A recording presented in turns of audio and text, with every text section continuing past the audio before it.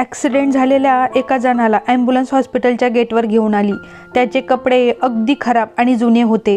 Doctor विकास धावतच त्या इमर्जन्सीकडे धावले. त्या व्यक्तीला पाहिल्यावर ते स्तब्ध झाले. डॉक्टरांनी घाईघाईने आपल्या सर्व टीमला त्या व्यक्तीवर उपचार करायला सांगितले आणि उपचारात कुठलीही कमी पडू देऊ नका अशी सूचना केली. डॉक्टर विकास स्वतः त्या व्यक्तीवर उपचार करत होते आणि त्या व्यक्तीकडून कोणीही हॉस्पिटलचे बिल मागू नका अशा सूचना त्यांनी स्टाफला दिल्या.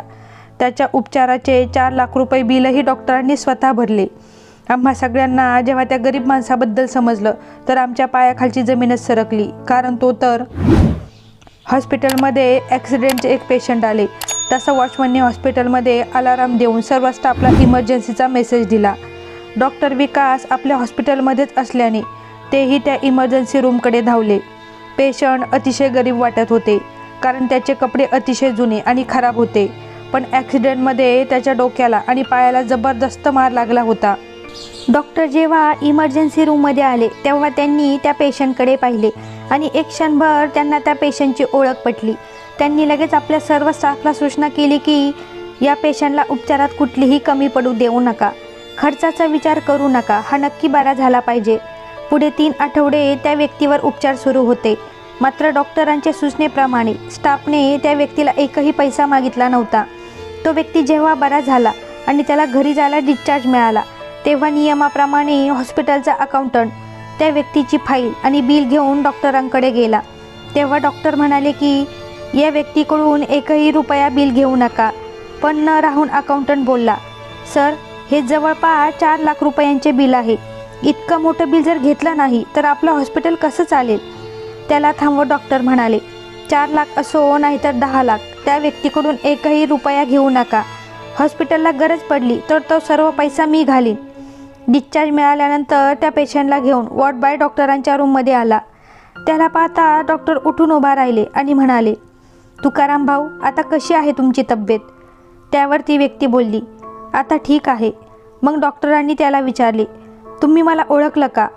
यावर तुकारामने आठवण्याचा प्रयत्न केला आणि तो बोलला की होय डॉक्टर, तुमचा चेहरा कुठेतरी पाहिल्यासारखं वाटतोय पण नक्की आठवत नाही की आपण कुठे भेटलो आहे. तेव्हा डॉक्टरांनी त्याला आठवण करून देत सांगितले की एक कुटुंब कोकणातून पिकनिक करून घरी परतत होतं. घाटात अचानक आमच्या कारला बिघाड झाला आणि ती बंद पडली. संध्याकाळ होऊन गेली होती आणि त्या घनदाट जंगलामध्ये मी माझ्या परीने सर्व प्रयत्न करून गाडी सुरू होते का याची खटपट करत होतो. बऱ्याच वेळातून एखादी गाडी तिथून जात होती पण हात करूनही कुणी तिथे थांबायला तयार नव्हतं. माझ्या कुटुंबातील सर्वजण म्हणजेच माझी बायको, तरुण मुलगी आणि छोटा मुलगा सगळेजण रस्त्याच्या कडेला उभा राहून माझ्याकडे पाहत होते. माझी बायको आणि मुलगी तर प्रचंड घाबरली होती. तसे माझ्या मनातही अनेक भीतीदायक विचार येत होते. आजूबाजूला कुठेच मोबाईलला रेंज नव्हती. गाडी सुरूच झाली नाही तर काय करायचे. इथे जर कोणी चोर लुटारूंनी आपल्याला पकडले किंवा एखाद्या जंगली जनावराने आपल्यावर हल्ला केला तर कसं होईल. आता मात्र मनोमन मला देव आठवू लागले. तेवढ्यात काहीतरी चमत्कार झाल्यासारखा एक तरुण जुन्या फाटक्या कपड्यात त्याच्या जुन्याच मोटरसायकलवरून येताना दिसला.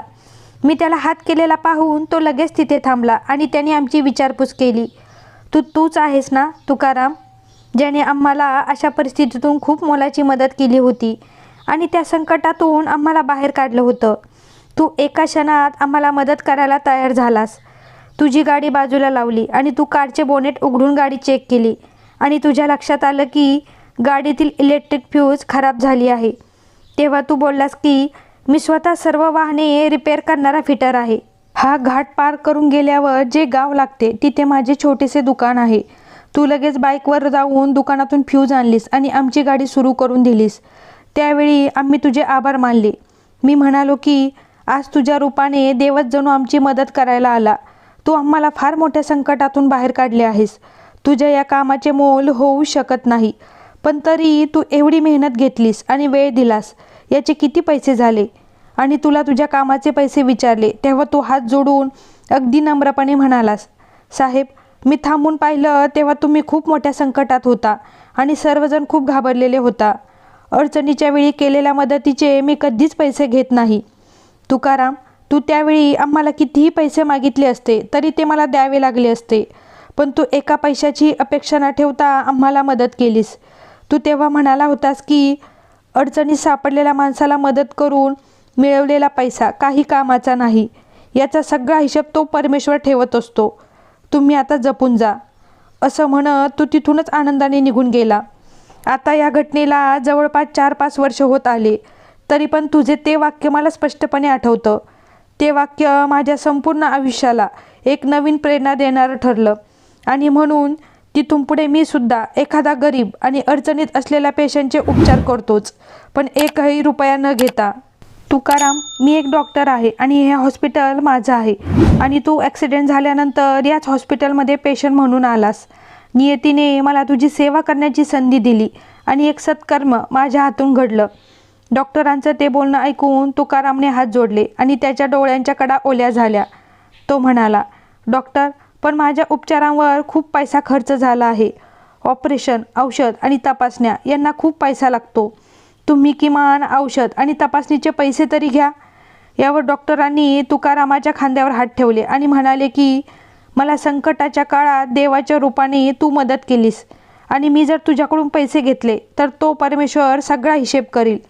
त्यामुळे मी तुझ्याकडून एकही रुपया घेऊ शकत नाही.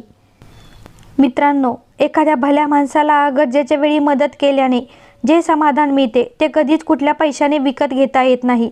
तुम्हाला ही कथा कशी वाटली ते कमेंट करून नक्की सांगा आणि आपल्या चॅनलला सबस्क्राईब करा. धन्यवाद.